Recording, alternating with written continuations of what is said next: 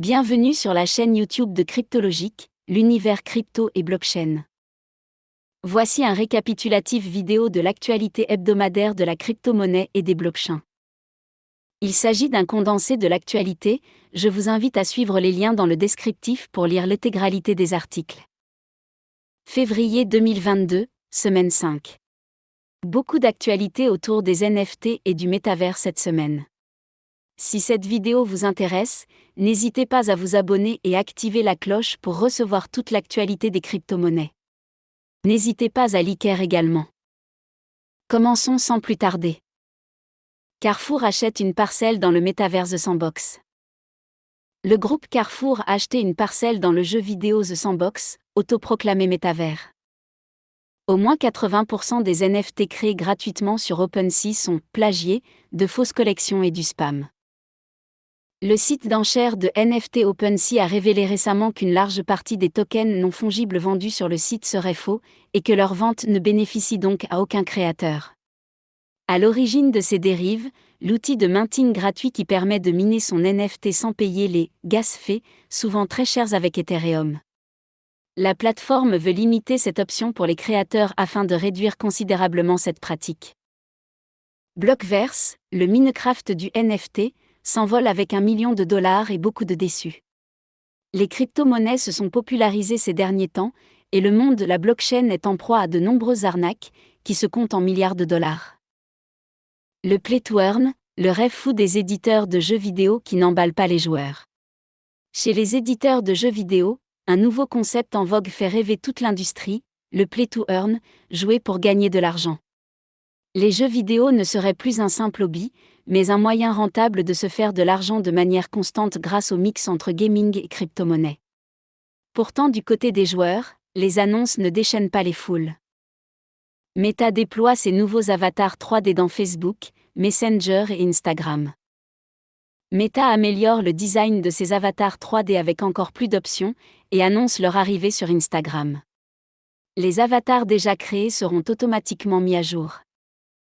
Meta vient de définitivement se retirer de son projet de crypto-monnaie. La banque Silvergate rachète la technologie de monnaie virtuelle développée par l'association Diem qui va être liquidée. Ethereum, 470 millions de dollars ont été brûlés à cause des NFT en un mois. Les NFT sont devenus si populaires que leur création et leur vente représentent une part de plus en plus importante des transactions sur la blockchain de l'Ethereum. L'Inde va créer sa roupie numérique. En Inde, voici venu le temps de la roupie numérique.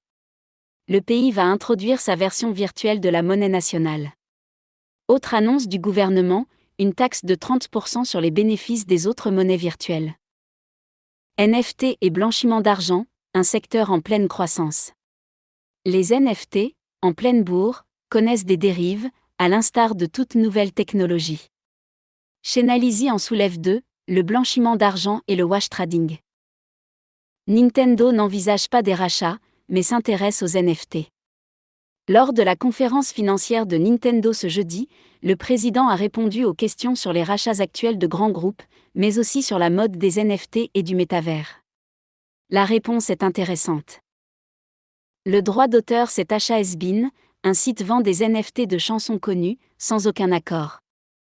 Alors que les NFT connaissent une popularité croissante, y compris dans le secteur musical, de nombreux artistes ont eu une désagréable surprise en ce début de mois de février.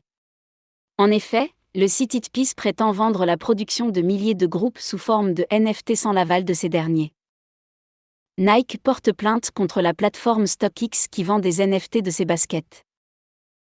Nike a porté plainte jeudi, à New York, contre la plateforme américaine de commerce en ligne StockX pour la commercialisation, sans sa permission, de NFT de basket de la marque, ces certificats de propriété numérique infalsifiables et très en vogue. Les marques peuvent-elles lutter contre les NFT non autorisés ? La popularité des NFT fait naître un débat autour des questions de droit d'auteur et de contrefaçon.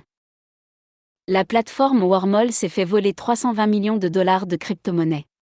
Ce site, qui permet la communication entre différents réseaux de crypto-monnaies, a été victime d'une attaque s'appuyant sur une faille de sécurité. Aux États-Unis, la bataille sur la taxation du stacking de crypto fait rage. Bientôt en France ? L'agence en charge de la collecte des impôts sur le revenu, IRS, aux États-Unis pourrait bientôt ne plus taxer les revenus liés au stacking de crypto-monnaies. Crypto-arnaque, ne négligez pas les signaux d'alerte. Malgré quelques turbulences, le cours des crypto-monnaies reste très élevé, tandis que leur utilisation progresse toujours plus. Autant d'occasions de nature à tenter des escrocs. Kim Grohe, la directrice de la recherche de Chainalysis, plateforme de données liées à la blockchain, dresse un bilan de la criminalité sur ses actifs. Et elle livre quelques conseils pour les éviter. NFT, une vente aux enchères hybrides et inédite organisée à Paris. Des œuvres d'art visuel et sonore vont être proposées dans cette vente qui aura lieu à la fois dans le métavers et en réel. Fortnite, Facebook, The Sandbox, à quoi ressemble vraiment le métavers en 2022 ? Le métavers a le vent en poupe. Ce concept, qui est loin d'être nouveau, est vu par certaines entreprises comme une technologie d'avenir. Il s'agit surtout d'une manne financière, encore peu démocratisée.